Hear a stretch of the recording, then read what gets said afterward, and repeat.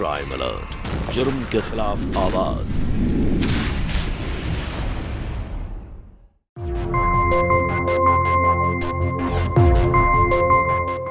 दहेज हमारे समाज का एक कड़वा सच है, जिसके खिलाफ सदियों से लाखों महिलाओं ने आंदोलन किया और आज हमारे कानून में सख्त डाउरी एक्ट की रचना हुई है। पर क्या दहेज प्रथा के खिलाफ इतना सख्त कानून होना जरूरी है?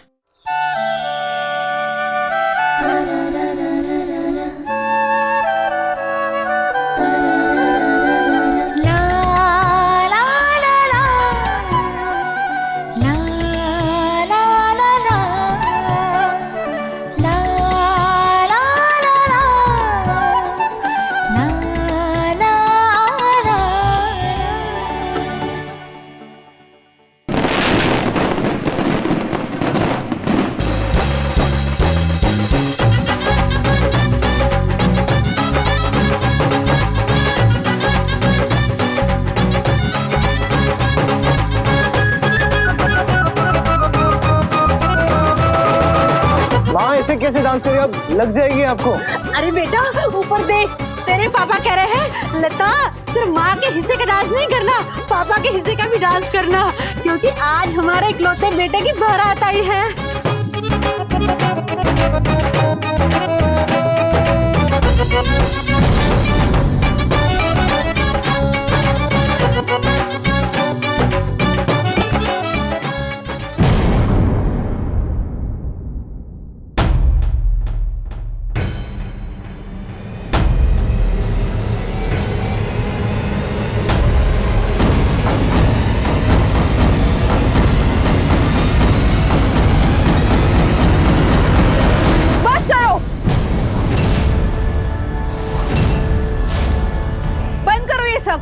नहीं होगी ये शादी। और तू नीचे उतर, घोड़ी से नीचे उतर।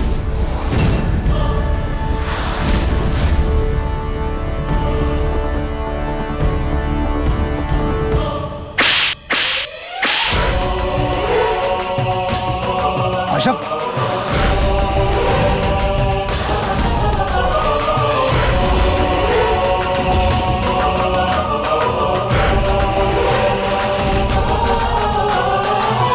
बहुत लूट लिया तूने और तेरी माँ ने हमें।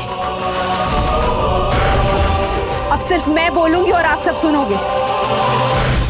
आशा बेटी, बेटी मत कहिए मुझे। बेटी अपने घर का गहना होती, जो अपने माँ बाप का घर छोड़कर शादी करके अपने पति के घर जाती है। और आप जैसे लोगों के लिए शादी ब्याह तो बस एक बिजनेस ट्रांजैक्शन है। जब से ये शादी तय हुई है तब से आप लोगों ने मेरे पापा से टीवी, फ्रिज, वॉशिंग मशीन, गहने, गोल्डन घड़ी और पता नहीं क्या क्या नहीं लिया। यहाँ तक कि ये जो साड़ी आपने पहनी और आपके बेटे की शेरवानी का बिल भी आपने मेरे पापा से दिलवाया। फिर भी आपका लालच कम नहीं। आशा बेटी, ये क्या कह रही हो? बंद करिए ये भोला बनने का नाटक। इन लोगों ने मेरे पापा को धमकी दी कि अगर दूल्हे का स्वागत 1 करोड़ दहेज देकर नहीं करेंगे तो ये अर्जुन ये शादी के लिए मंडप में नहीं बैठेगा।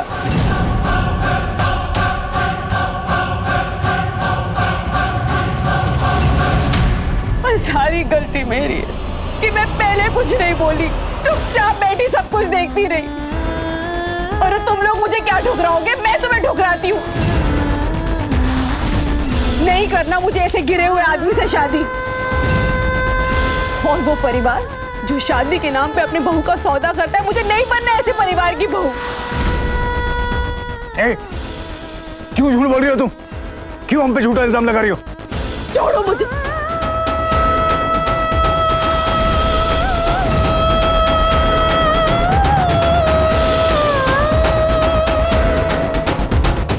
क्या कभी? हे भगवान, इस जमाने में ऐसे भी लोग होते हैं?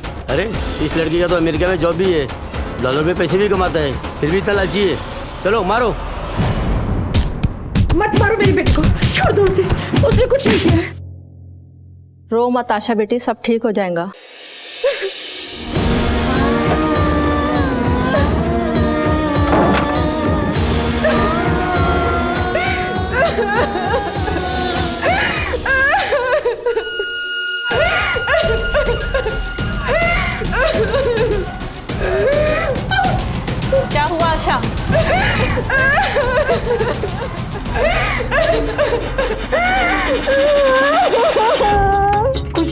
उसे अकेला छोड़ दीजिए, मन हल्का हो जाएगा। वैसे भी आज उसके साथ बहुत बुरा हुआ।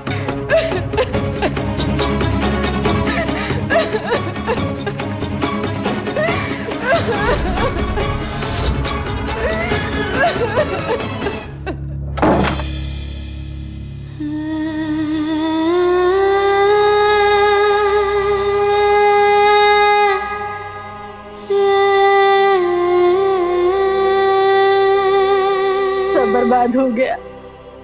हमारे परिवार की इज्जत मिट्टी में मिला दी आशा ने।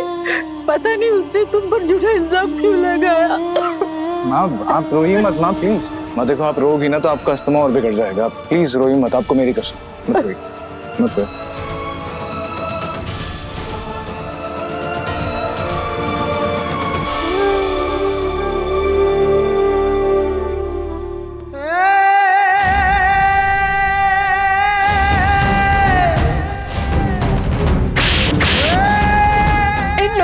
पापा को धमकी दी कि अगर दूल्हे का स्वागत 1 करोड़ दहेज देकर नहीं करेंगे तो ये अर्जुन ये शादी के लिए मंडप में नहीं बैठेगा। अर्जुन बाबू, ऐसा हमारे साथ क्यों हुआ माँ? सब ठीक हो जाएगा बेटा।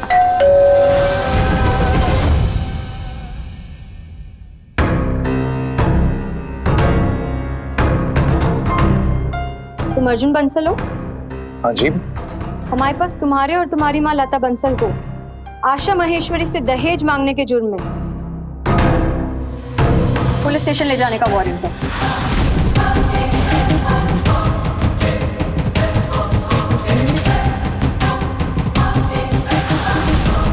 इंस्पेक्टर, आप ये क्या कह रही हैं? हमने कोई दहेज मांगने की बात नहीं करी उससे। वो बस हमें फंसा रही है, झूठ बोल रही है। और तुम दोनों सच बोल रहे हो। तो बताओ, एक लड़की अपनी शादी के दिन इतना बड़ा झूठ क्यों बोलेगी? इंस्पेक्टर, वही तो हमें समझ में नहीं आ रहा। मेरा बेटा सही कह रहा है। तुम जैसे लोगों के लिए तो पुलिस बनी है। चलो थाने, इतनी खातिरदारी करेंगे कि कुछ भी मांगना भूल जाओगे। ले चलो इन्हें। इंस्पेक्टर, हमने ऐसा कुछ नहीं किया है। अरे मेरा बेटा सच कह रहा है। माँ,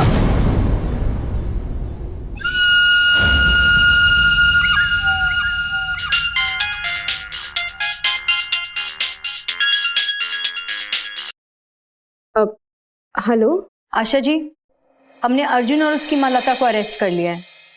आपको कल सुबह पुलिस स्टेशन आकर अपना स्टेटमेंट देना होगा। जी मैं आ जाऊंगी। और थैंक यू सो मच मेरी मदद करने के लिए।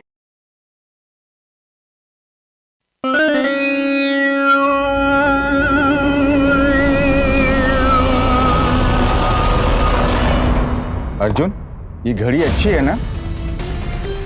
अगर तुम्हें इसकी डिजाइन पसंद नहीं आए तो बदलवा भी सकते हैं।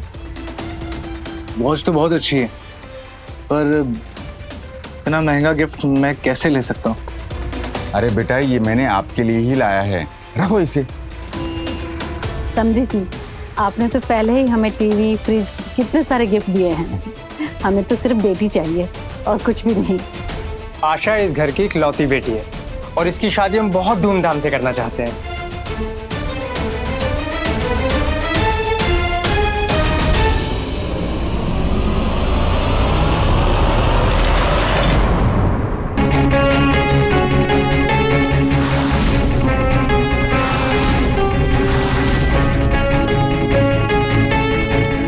So sorry।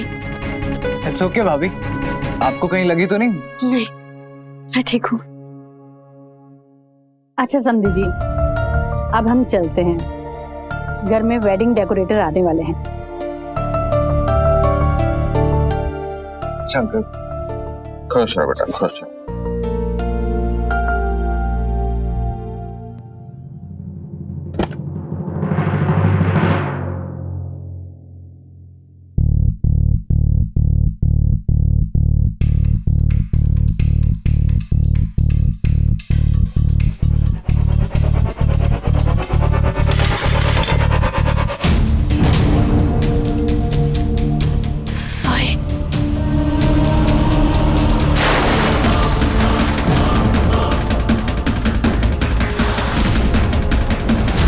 अब आग खुली।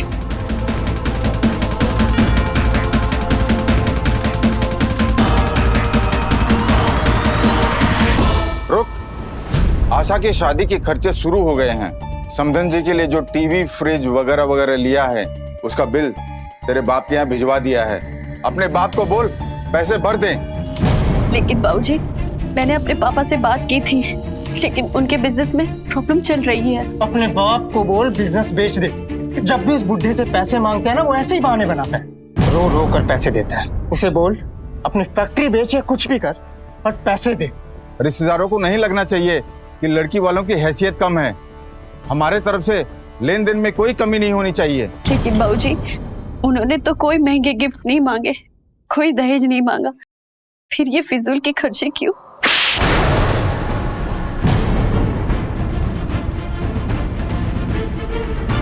तुझसे सलाह मांगी है या पैसे? जितना बोला जाए उतना कर। ये सुबह से क्या नाटक लगा रखा है आप लोगों ने? आशा की शादी धूमधाम से करेंगे, लेकिन मेरी पसंद और मेरी खुशियों की तो किसी को परवाह ही नहीं है। मैं अर्जुन से नहीं, तनवीर से प्यार करती हूँ और उसी से शादी करना चाहती हूँ। वाह, क्या नसीब है मेरे। बहू कंगाल और बेटी एक गरीब लड़के के प्यार में पागल हो गई है। तनवीर के पास ना कोई नौकरी है, ना ही उसके घर वालों के पास में कोई फैमिली बिजनेस है। पापा, अगर मैं शादी करूंगी तो सिर्फ तनवीर से। That's it.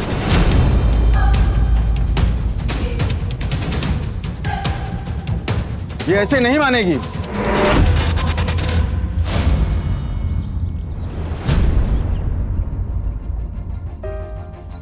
तनवीर, क्या हुआ बेबी? तुम्हें नहीं पता क्या हुआ? मुझे क्या नहीं पता, हुआ क्या? तुम्हारे पापा ने मेरे खिलाफ प्रिंसिपल से कंप्लेंट की है कि मैं तुम्हें छेड़ता हूँ। पापा ना, वो बस चाहते हैं कि हम दोनों एक दूसरे से दूर हो जाए, इसीलिए ये सब कुछ कर रहे हैं। अगर उन्होंने ये कंप्लेंट वापस नहीं ली ना, तो मुझे कॉलेज से निकाल देंगे। नेक्स्ट वीक मेरे एग्जाम्स है, मुझे प्लेसमेंट तो क्या नौकरी तक नहीं मिलेगी। मैं तुम्हें कुछ नहीं होने दूंगी। अगर मैं उनकी बात मान लूंगी तो वो तुम्हारे अगेंस्ट अपनी कंप्लेंट वापस ले लेंगे। क्या मतलब? तुम उस अर्जुन से शादी करोगी? Of course not, baby. See, कुछ ही दिनों में हमारे फाइनल एग्जाम्स। एक बार एग्जाम्स हो गए, फिर पापा कुछ नहीं कर सकते। और तब तक मुझे सिर्फ उनकी बात मानने का नाटक करना है, और उसके बाद हम दोनों शादी कर लेंगे। Trust me.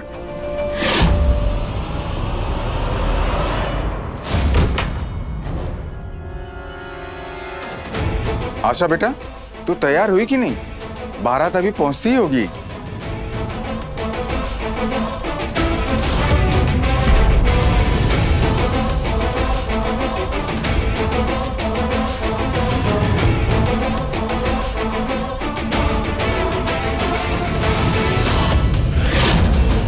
मैंने आपसे कहा था ना पापा कि मैं शादी करूंगी तो सिर्फ तनवीर से।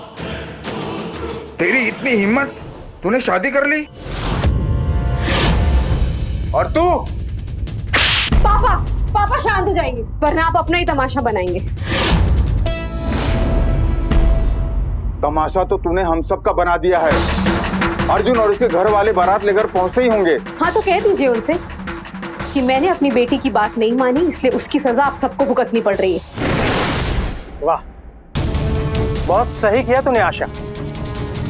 एक तो तूने इतनी बड़ी गलती की है और ऊपर से बहस भी कर रही है। तूने हमें सिर्फ बदनाम ही नहीं, बर्बाद भी कर दिया।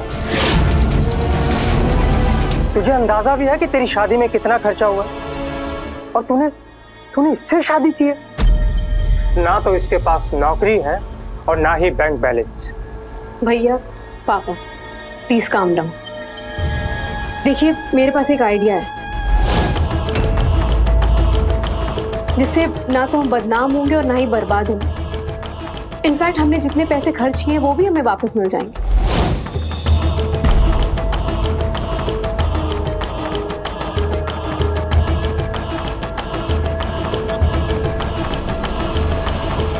Hello police station. जी, मुझे एक कंप्लेंट लिखवानी है। वो मेरा होने वाला पति, वो हमसे दहेज मांग रहा है।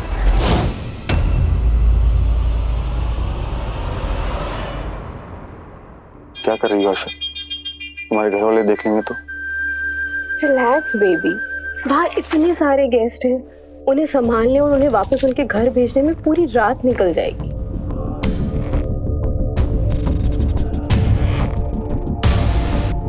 मुझे ठीक नहीं लग रहा। हमारी वजह से अर्जुन और उसकी मॉम प्रॉब्लम में, और हम यहाँ रोमांस कर रहे हैं। तो सुहाग रात के दिन अपनी बीवी से रोमांस करना तुम्हें गलत लग रहा है? मेरा वो मतलब नहीं था। आई नो बेबी, पर अगर मैं ये दहेज का झूठा इल्जाम उन पर नहीं लगाती तो अभी हम दोनों साथ नहीं होते। अब तुम इसे अर्जुन और लता आंटी की खराब किस्मत समझकर भूल जाओ और इग्नोर करो। सी वैसे भी ना ये सब चीज़ें सिर्फ कुछ दिनों के लिए गर्म होती हैं, धीरे सब भूल जाएंगे। फिर मैं खुद पुलिस स्टेशन जाकर अर्जुन से कहूँगी कि वो हमारे दिए हुए सारे गिफ्ट्स वापस कर दें और अपनी कंप्लेंट भी वापस ले लें। लेकिन सुहाग रात की रात फोटो पर शिकायत नहीं, सिर्फ प्यार होना चाहिए।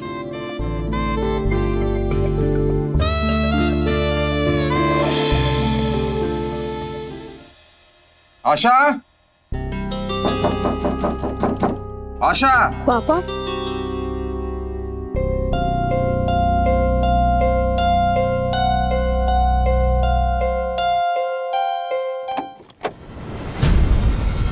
तेरा ये झूठ हम सब पे महंगा पड़ने वाला है। ले ये देख। इन लोगों ने मेरे पापा को धमकी दी कि अगर दूल्हे का स्वागत 1 करोड़ दहेज देकर नहीं करेंगे तो ये अर्जुन ये शादी के लिए मंडप में नहीं बैठेगा। तुम्हारा ये वीडियो हर जगह वायरल हो रहा है, हर जगह दिखा रहे हैं। तो जैसे कि आपने देखा, मेरठ की बहादुर बेटी आशा महेश्वरी ने दहेज देने से मना किया और बदनामी से ना डरते हुए बारात और लालची दूल्हे दोनों को वापस उनके घर भेज दिया। जमाना बदल रहा है। पहले न्यूज आती तो दुल्हन को बेचारी मजबूर कहते थे, और अब न्यूज आती है तो दुल्हन को दहेज के खिलाफ खड़े होने वाली बहादुर कहते हैं। ये न्यूज़ गलत है मैडम, हम पुराने ख्यालात के लोग नहीं हैं। मेरा बेटा बहुत शरीफ है, ये औरतों की बहुत इज्जत करता है। हमें यकीन है मैडम, बहुत इज्जत से दहेज मांगा होगा आप लोगों ने। हमने उनसे दहेज नहीं मांगा, उन्होंने हमें फंसाया है। आप हमें नहीं पकड़ के यहाँ लाइए।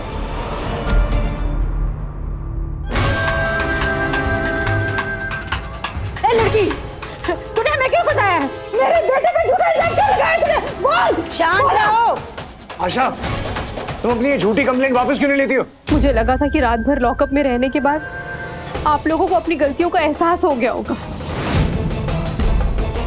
पर गलती मेरी थी जो ये सोच बैठी कि आप जैसे गिरे लोग सुधर सकते हैं। पापा, वो लिस्ट। इंस्पेक्टर, ये उन चीज़ों की लिस्ट है जो हम ऑलरेडी इन्हें दहेज में दे चुके हैं। हम मिडिल क्लास घर से, आप प्लीज़ ये सारी चीज़ें इन लोगों से हमें वापस दिलवा दीजिए। ये झूठ कह रही है इंस्पेक्टर, हमने इससे कोई दहेज नहीं मांगा है। ऑफिसर, आप प्लीज़ इनके घर की तलाशी लीजिए। ये सारा सामान, washing machine, fridge, microwave, gold watch, ये सब कुछ आपको वहीं मिलेगा। आपको हमारे घर पे सब कुछ मिलेगा, लेकिन वो हमने दहेज के तौर पे नहीं लिया है, बल्कि इन्होंने खुद हमें गिफ्ट किया है। हमने तो इन्हें मना किया था कि हमें कीमती सामान नहीं चाहिए, लेकिन इन लोगों ने हमें जबरदस्ती दिया। वाह मैडम, क्या ओरिजिनल बहाना किया आपने। कल को मर्डरर्स हमसे भी कहेंगे कि उन्होंने खून नहीं किया, विक्टिम ने उनसे रिक्वेस्ट की थी कि हमें मार दो। आप घर जाइए, ये सारी चीजें हम इनके घर से बरामद कर लेंगे। Thank you. चलो बेटा चलते हैं। तू रुक। इंस्पेक्टर, इनसे पूछिए ये झूठ क्यों बोल रही है। आप इन्हें पकड़िए। इंस्पेक्टर, बस माँ, अब शांत हो जाओ।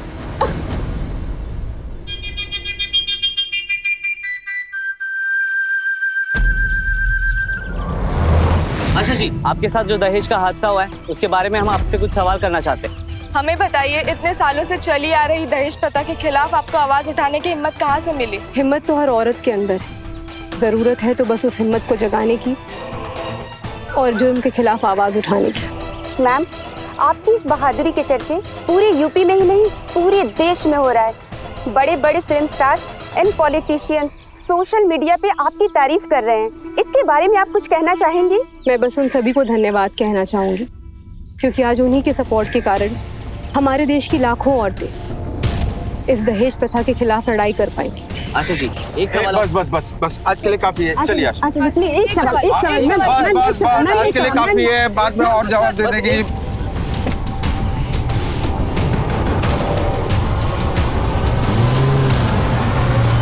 तूने गलती से ही सही पहली बार सही काम किया है। तेरा वीडियो वायरल होने के बाद में हम कितना फेमस हो गए हैं, और मेरे बिजनेस वेंडर्स मुझे फोन करके तेरी तारीफ करते हैं और तेरी मदद करने के लिए मुझे अच्छे अच्छे बिजनेस डील्स देते हैं। वाह पापा, मैंने तो सोचा नहीं था कि ऐसा कुछ होगा। मैं फेमस हो गई, मतलब सारे टीवी और न्यूज़पेपर्स में मेरी फोटोज और इंटरव्यू आएंगे।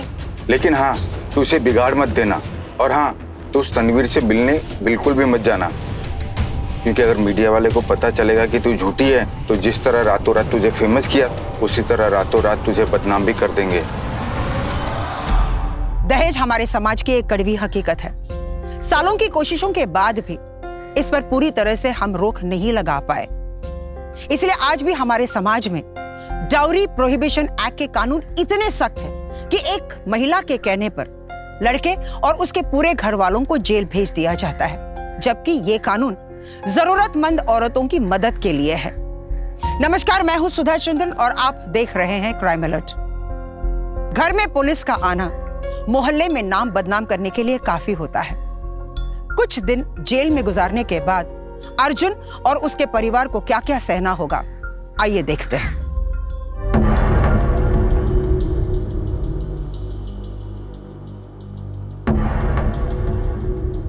आप दोनों को अभी सिर्फ टेम्पररी बेल मिली है। जब तक ये केस चल रहा है आप दोनों ये शहर छोड़कर नहीं जा सकते। इंस्पेक्टर, मैं अमेरिका में जॉब करता हूँ, अगर मैं फौरन लौटा नहीं तो मेरा वीजा कैंसिल हो जाएगा। ये बात दहेज मांगने से पहले सोचनी चाहिए थी ना। मेरा बेटा निर्दोष है, उस पर झूठा इल्जाम लगाना बंद कीजिए। पुलिस इंस्पेक्टर से इस तरह बदतमीजी करने के जुर्म में मैं आपको अरेस्ट कर सकती हूँ। Sorry inspector. माँ, आप प्लीज शांत हो जाइए। ये पुलिस वाले हैं, मानती हूँ पुलिस का काम होता है सच्चाई पता लगाना, तहकीकात करना। मैं मानती हूँ कि इस देश में औरतों पर बहुत जुल्म होता है, पर मेरा बेटा बहुत शरीफ है। उसने आज तक कभी किसी औरत के सामने ऊंची आवाज में बात भी नहीं की, और आज उस पर झूठा इल्जाम लगाया जा रहा है।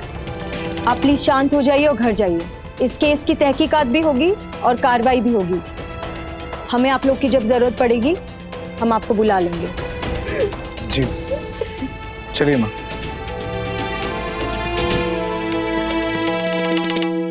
अरे ये लोग छूट गए जेल से।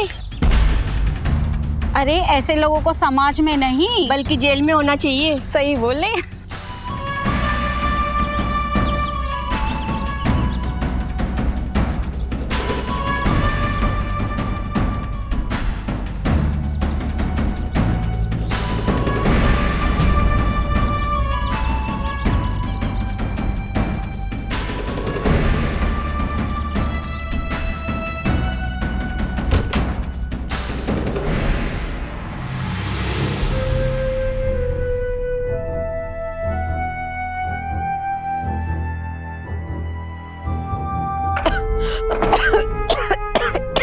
आइए बैठिए, बैठ जाइए। बैठिए बैठिए आराम से, मैं पानी लेके आता हूँ। पानी।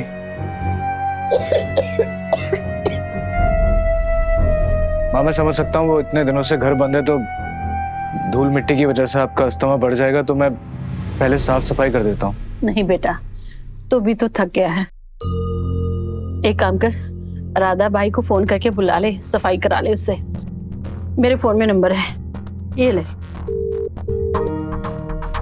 हेलो राधा भाई, मैं अर्जुन बोल रहा हूँ गोपाल कॉलोनी से। आप प्लीज अभी घर आ सकती हैं काम करने के लिए, बहुत सारा काम है। इतने बुरे दिन नहीं आए हैं मेरे कि आप जैसे लोगों के घर में काम करूं। अरे विदेश में नौकरी करते हो फिर भी दहेज मांगते हो। छी।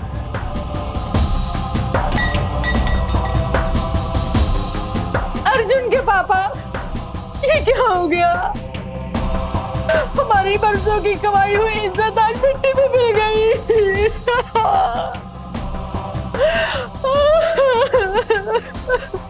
माँ चुप हो जाइए, सब ठीक हो जाएगा। ये देखो।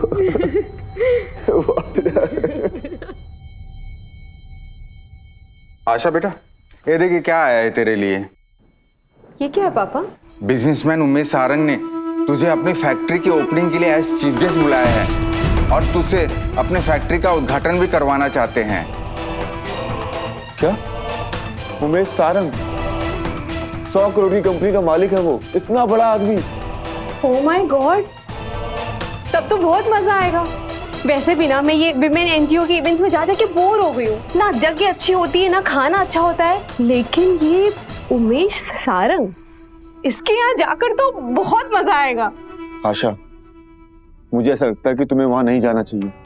वहां बहुत भीड़ होगी, मीडिया होगी, और अगर तुम ऐसी हर जगह जाती रही तो लाइमलाइट से कभी बाहर नहीं आ पाओगी। लाइमलाइट से निकलना ही क्यों है? हाँ, आशा की वजह से दुकान में भीड़ डबल हो गई है। जैसे लोग ताजमहल में जाकर तस्वीरें लेते ना, वैसे ही हमारी दुकान पर आके तस्वीरें लेते हैं। और तो और सोशल मीडिया पर भी डालते हैं।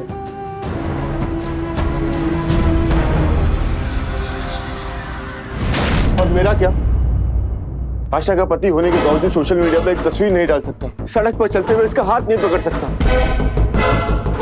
और यहाँ तक कि इसको इसके ससुराल तक नहीं लेके जा सकता। क्यों? सुबह शाम घर के बाहर मीडिया खड़ी रहती है। आशा, तुमने ये सब कुछ इसलिए किया था ताकि हम दोनों साथ रह सकें, और अगर तुम इस लाइमलाइट से बाहर नहीं निकली ना, तो हम कभी साथ नहीं रह पाएंगे।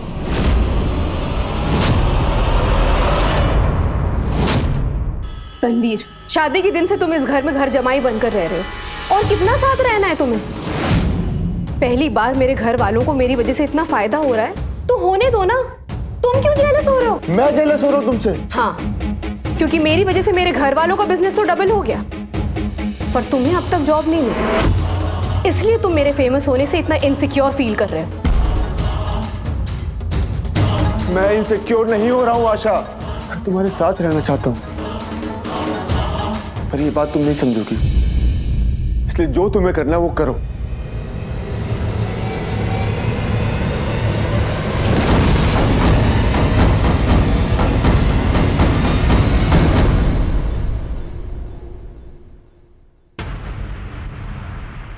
पुलिस स्टेशन से फोन आया था। वो अर्जुन जी को जो महंगे गिफ्ट्स दिए थे वो पुलिस वालों ने बरामद कर लिए हैं, तो हमें लेने के लिए बुलाया है। अच्छा है ना, घर की आमदनी डबल और पहले के खर्च के पैसे भी वापस आ गए। तो अब तो आप अपनी कंप्लेंट वापस ले लोगे ना? वो अर्जुन जी और उनके घर वालों के बारे में टीवी वाले न जाने कैसी बातें कर रहे हैं। तुझे बहुत फिक्र हो रही है अर्जुन की? इतनी फिक्र है तो उसके घर जाके रह ना।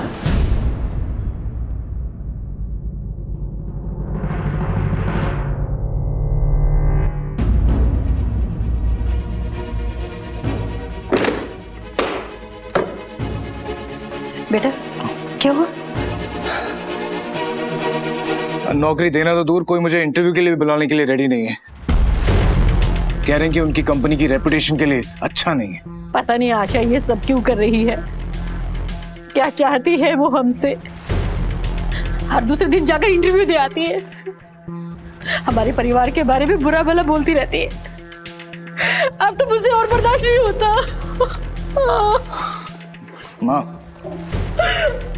माँ सब ठीक हो जाएगा। आपने हमारे रिश्तेदारों को फोन किया? हाँ, मैंने सबको फोन किया, पर किसी को भी गवाही नहीं देनी, किसी को भी पुलिस कोर्ट कचहरी के चक्कर में नहीं पड़ना। मुझे समझ में नहीं आ रहा ये सब कैसे ठीक होगा।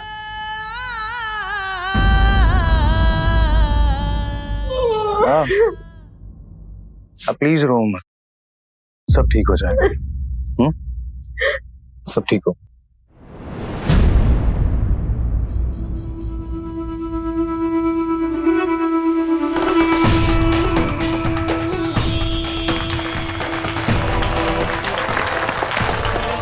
Thank you so much Asha ji यहाँ आने के लिए। अरे नहीं, थैंक यू मुझे इनवाइट करने के लिए। आप इतने बड़े बिजनेसमैन हैं, आपकी फैक्ट्री के इनॉग्रेशन के लिए बड़े बड़े पॉलिटिशियंस और हीरो हीरोइन आते हैं, लेकिन आपने मुझे इनवाइट किया। अरे आशा जी, आप किसी हीरोइन से कम थोड़ी हैं। आप तो रियल लाइफ की हीरो हैं। आशा जी, जब से मैंने पहली बार आपका इंटरव्यू देखा था ना, तभी से मैं आपका फैन हो गया। आप खूबसूरत ही नहीं बल्कि सेल्फलेस और निडर भी हैं। आसान नहीं होता सबके सामने अपनी मुश्किलें बताना। I really respect you. Thank you so much. अच्छा, अब मुझे चलना चाहिए। But keep in touch. आपसे दोस्ती करके मुझे बहुत अच्छा लगेगा। जी। ड्राइवर से कहो इनको घर ड्रॉप कर दे। अरे नहीं, उसकी कोई जरूरत नहीं है, मैं खुद चली जाऊंगी। अरे आशा जी, आपकी खिदमत करना हमारी खुशनसीबी होगी। प्लीज।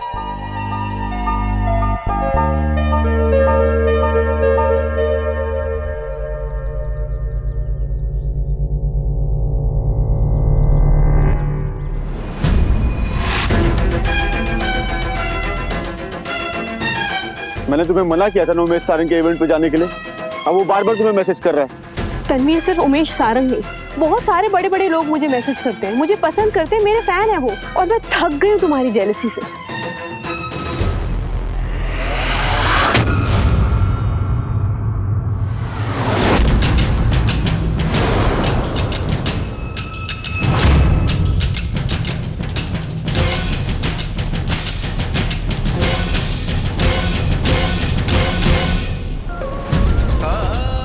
आशा, आशा, मुझे नहीं पता कि तुमने मुझ पे झूठा इल्जाम क्यों लगाया। मैं नहीं जानता कि तुम ऐसा क्यों कर रही हो, क्यों मेरी लाइफ बर्बाद करने पे तुली हुई है तुम।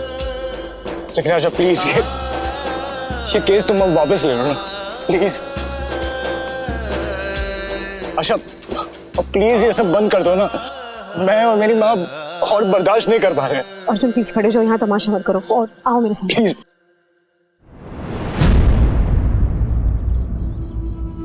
देखो अर्जुन, आई नो कि तुमने ये सब नहीं किया है और ये तुम्हारा बैड लग है कि मुझे ये सब कुछ करना पड़ा। ओके, लेकिन आशा तुमने ये सब क्यों किया? हाँ, तुमने क्यों मेरी जिंदगी बर्बाद कर दी? वो मैं तुम्हें नहीं बता सकती। हाँ, लेकिन एक आइडिया है जिससे शायद तुम जेल जाने से बचो। देखो, तुम एक प्रेस कॉन्फ्रेंस बुलाओ और मीडिया के सामने ये बोल दो कि तुमने मुझसे दहेज लिया था, और बोल दो कि तुम्हें पछतावा हो रहा है और मुझे सॉरी बोल दो।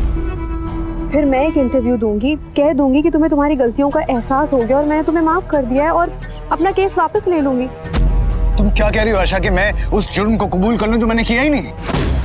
तो तुम्हारी हिम्मत भी कैसे हुई ये सब कहने की? वाह, 2 मिनट पहले अपने घुटनों पर बैठे थे, हाथ जोड़ रहे थे, और अब अकड़ रहे हो। अरे मैं तुम्हारी मदद करी, तुम्हें तो मुझे थैंक यू बोलना चाहिए। अच्छा प्लीज समझने की कोशिश करो, मैं ये सब नहीं कह सकता। मेरी फैमिली की इज्जत सब कुछ मिट्टी में मिल जाए। होने के लिए इज्जत है ही कहाँ तुम लोगों के पास, और तुम कितना भी चिल्लाकर कह लो ना, कोई तुम्हारी बात नहीं सुनने वाला है। दुनिया तो क्या, खुद तुम्हारे रिश्तेदार भी तुम पर विश्वास नहीं करते। आशा प्लीज ये केस वापस ले लो। आशा रुको, सुनो, तुम उसके साथ थे ना, तुम उसकी दोस्त हो, प्लीज उसे बोलो ना मेरी जिंदगी और बर्बाद ना करे। प्लीज उसे बोलो ना एक बार वो केस वापस ले ले प्लीज।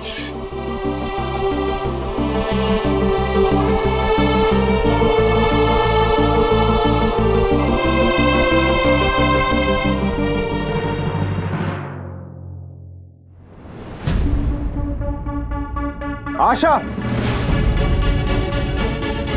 आशा, तुम इतनी इंसेंसिटिव कैसे हो सकती हो? इस तरीके से उससे बात करके तुम्हें शर्म आनी चाहिए। अर्जुन हमारे वजह से इतनी प्रॉब्लम में है। हाँ तो तुम्हें क्यों इतनी फिक्र हो रही है उसकी? तुम उसके दोस्त हो या मेरे पति हो? जब से शादी की किसी ना किसी बात पे झगड़ते रहते हो। एक तो तुम्हारे पास जॉब नहीं है, मेरी फेम और मेरी कमाई पे पल रहे हो, और उसके बाद मुझे ही सुनाते रहते हो। आशा, फेम तुम्हारे दिमाग में चढ़ गया है। अर्जुन को दिए सारे गिफ्ट वापस आ चुके हैं, यहाँ तक कि ज्वेलरी भी। फिर भी ये केस बंद करने के बजाय तुम मेरे साथ रहने की जगह तुम इंटरव्यूज पे इंटरव्यू दे जा रही हो। बस खबरदार, जो मेरी बेटी से इस तरह से बात की तो अगर आशा की फेमस होने से तुझे इतनी तकलीफ है तो चला जाए यहाँ से। सही कहा आशा, तुम्हें ऐसे आदमी के साथ अपनी जिंदगी बिताने की कोई जरूरत नहीं है जो दिन रात तुमसे जलता हो। मैं जल रहा हूँ आशा से। तुम कोई महान काम करके फेमस नहीं हुई हो, 2 मासूम लोगों पर झूठा इल्जाम लगा के फेमस हुई हो। ये दुनिया वाले जो तुम्हें बहादुर, हिम्मत वाली औरतों का मसीहा कहते हैं ना, ये सबसे बड़ा झूठ है। और जब ये बात उन्हें पता लगेगी तब देखना तुम्हारे साथ क्या होता है। अरे तुम तो मुझे ऐसे ताने मार रहे हो जैसे सिर्फ मैंने अर्जुन के साथ गलत किया है।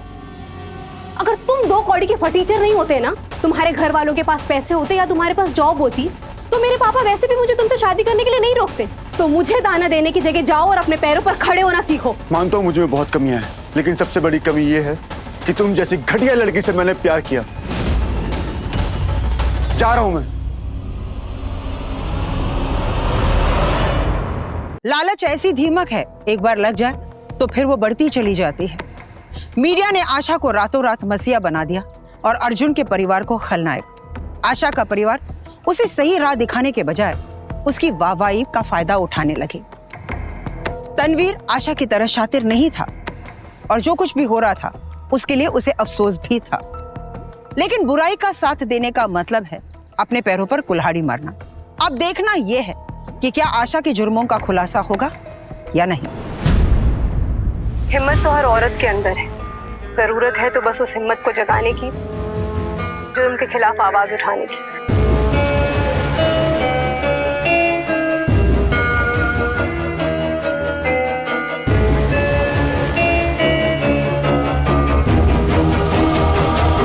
अर्जुन के पापा, आप तो कहते थे कि सच्चाई छुपाने से भी नहीं छुप सकती। फिर हमारा सच दुनिया के सामने कब आएगा? कब तक ये दुनिया वाले हमारे बेटे को दोष देते रहेंगे? मुझसे अब और बर्दाश्त नहीं होता। मैं आपके पास आना चाहती हूँ।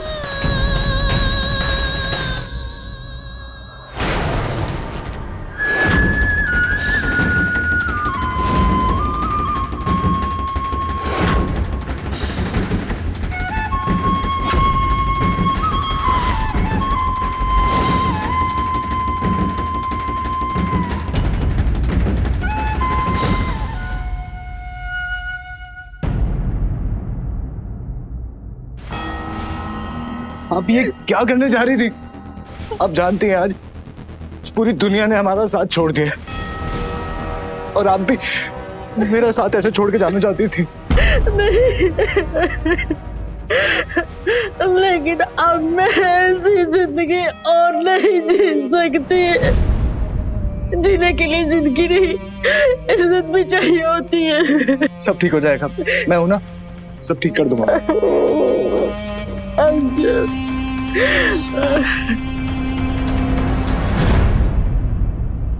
हेलो अजीब, मैं आपसे मिलना चाहता हूँ।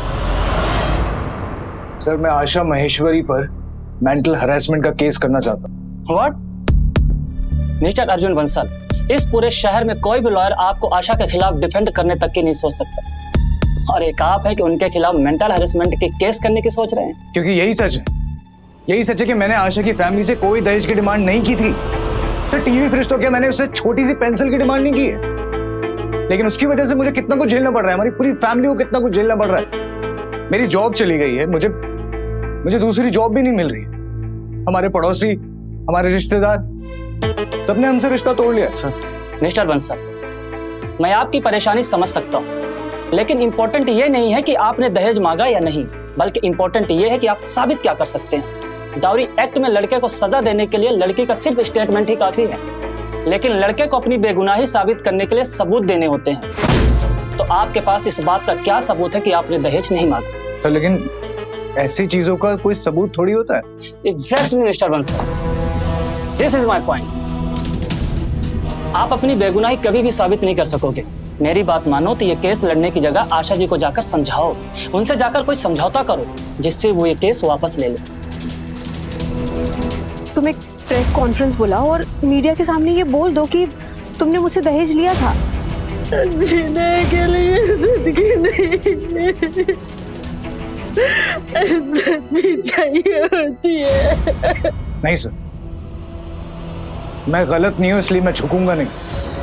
आपको चाहे इस देश के कानून पे भरोसा ना हो, लेकिन मुझे भरोसा है इस देश के कानून पर, भगवान पर और खुद पर। और आप देखना सर, सच की ही जीत होगी।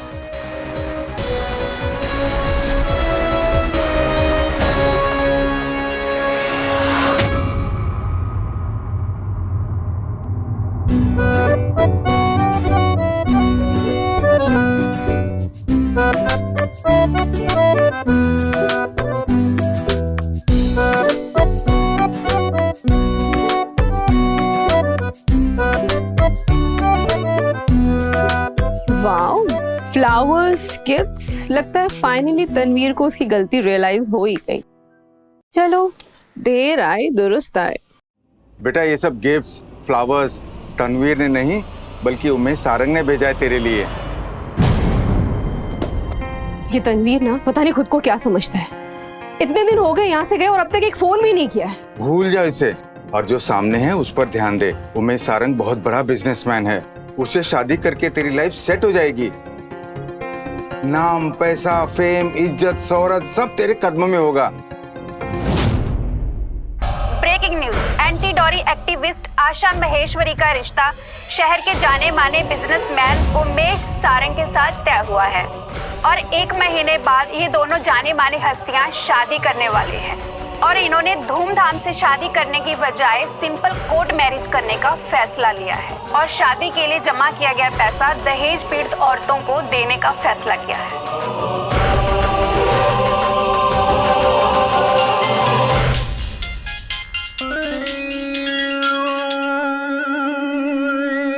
क्या हुआ? कांग्रेचुलेट करने के लिए कॉल किया है? ये क्या मजाक है आशा? शादी कोई गुड्डा गुड़िया का खेल नहीं है। तुम मेरी गर्लफ्रेंड नहीं बल्कि मेरी बीवी हो। तुम ऐसे किसी और के साथ शादी नहीं कर सकती। तुम शायद भूल रहे हो तनवीर कि हमने मंदिर में शादी की थी, ना उसका कोई डॉक्यूमेंट है और ना ही हमने मैरिज सर्टिफिकेट रजिस्टर करवाया था। तुम भूल रही हो आशा, शादी करते हुए जो मंदिर में तस्वीर ली थी वो तस्वीर आज भी मेरे पास है। तो क्या हुआ? तस्वीरें तो बहुत भी हो सकती है और अगर तुम्हें याद ना हो तो याद दिला दूं कि पापा ने तुम्हारे अगेंस्ट प्रिंसिपल से कंप्लेन की थी। मैं सबसे कह दूंगी कि मुझे बदनाम करने के लिए तुम ये सब कुछ कर रहे हो। तुम इतना नीचे गिर सकती हो, मैं सोच भी नहीं सकता। मैं क्या करूं अगर तुम्हारी सोच ही इतनी छोटी है? मुझसे बहुत बड़ी गलती हो गई जो मैंने तुमसे प्यार किया, तुमसे शादी की। तुमसे शादी करके मैंने अपनी जिंदगी के साथ साथ अर्जुन की जिंदगी भी खराब कर दी। ये मेलोड्रामा ना फोन रख कर करो।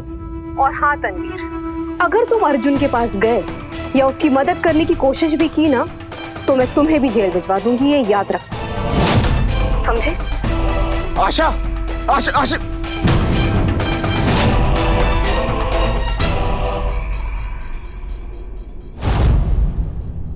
ये लीजिए आपके मैरिज पेपर्स, आपको यहाँ साइन करनी है और विटनेस को यहाँ साइन करनी है। रुकिए,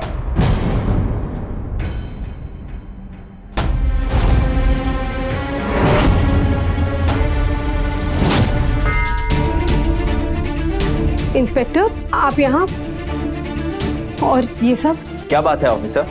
मेरे पास आशा महेश्वरी और उसके फैमिली के खिलाफ अरेस्ट का ऑर्डर है।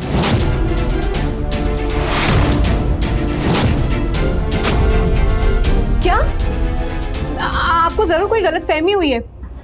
इन लोगों ने मेरे अगेंस्ट गलत कंप्लेंट की है। कंप्लेंट मैंने की है।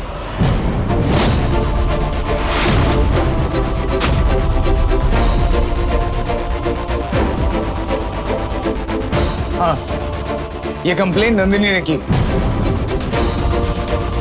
और नंदिनी ने हमको और पुलिस वालों को सब कुछ बता दिया कि आखिर तुमने हमें क्यों फंसाया और ये भी बता दिया कि कैसे तुमने और तुम्हारे परिवार वालों ने इस बेचारी को सालों दहेज के लिए तड़पा है। नंदिनी झूठ बोल रही है इंस्पेक्टर। बस अब और नहीं। लता आंटी, आप लोगों के साथ जो भी हुआ बहुत गलत हुआ, लेकिन मैं आप लोगों की हमेशा आभारी रहूंगी। अर्जुन ने मुझसे मदद मांगने के लिए फोन किया और सच बोलने के लिए हिम्मत दी।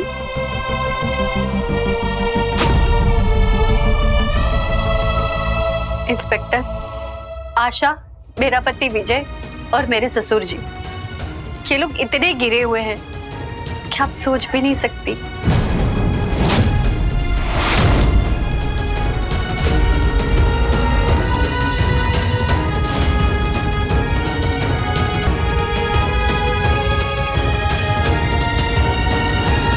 इंस्पेक्टर, लता आंटी ने और अर्जुन ने कभी भी दहेज नहीं मांगा है और इनके पास जो भी महंगे गिफ्ट्स है उसका बिल मेरे पापा ने चुकाया है।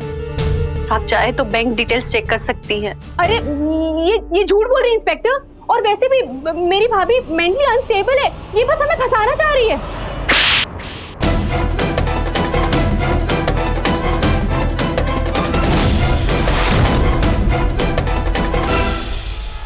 इस दुनिया में एक औरत को सम्मान पाने के लिए, बराबरी पाने के लिए कई लड़ाइयां लड़नी पड़ती है, पर उसकी सबसे मुश्किल लड़ाई हो जाती है तुम जैसी औरत से लड़ना। जो उस कानून का गलत इस्तेमाल करती हैं जो हमारी सुरक्षा के लिए बनाए गए हैं। आशा, मैंने तुम्हें कहा था ना कि लाइमलाइट तुम्हें एक दिन ले डूबेगी। हवलदार, अरेस्ट करो इन्हें।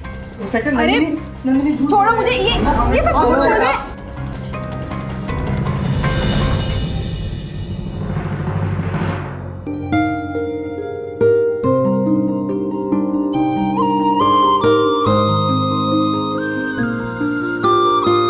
लता जी, प्लीज हमें माफ कर दीजिए, हमने आपको बहुत भला बुरा बोल दिया। प्लीज लता जी, माफ कर दीजिए हमें।